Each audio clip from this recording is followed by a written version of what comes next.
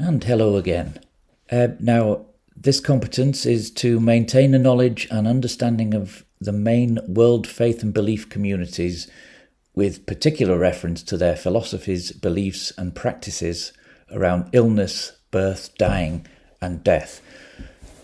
Now, that is a very, very large and complicated sentence, and so there's all sorts of elements to it. So we're just going to focus on one here, but obviously there's lots of different ways to demonstrate this competence. But what we're going to do is try and get you to identify as many faith and belief communities as you can to start with, and then find the commonalities and differences between them.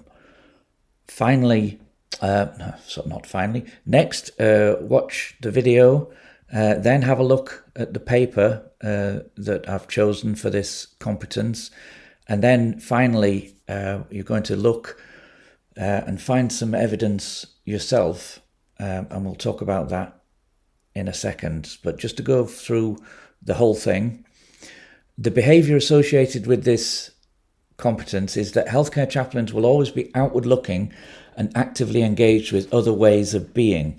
So it's quite a broad outward looking competence in itself. It wants you to be aware of everything going on out there in the world. So that's what we're going to be focusing on. And the theory is about practical knowledge. I guess it's about knowing how to conduct rituals at death, for example, but it's also very much, as with everything else, about understanding yourself, particularly in relation to your own competence. An experienced clinician in any field knows when they're out of the depth. They know when to refer on to somebody else, and this micromodule considers what that looks like in this particular instance.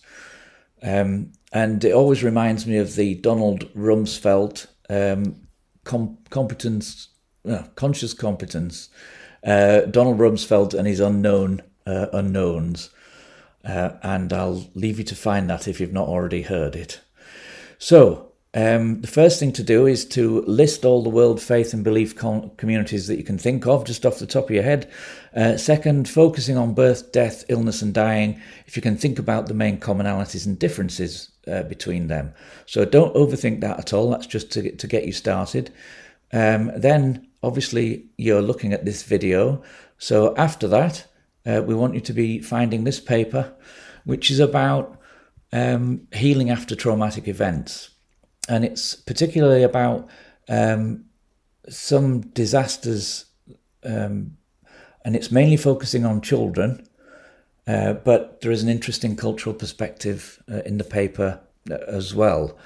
And so the final task, once you've grounded yourself in all that, is to choose a faith and community, faith or belief community that you're not familiar with, and to find and describe another 3 things you didn't know about that community. Cite your source as well. And the important part of this, once you've done that, is to detail how you found this information in the first place and how you could use it in practice. Because as I said at the beginning, this is really quite a broad competence. And so the skills of being able to find this sort of information and analyse it are almost as key as the information itself.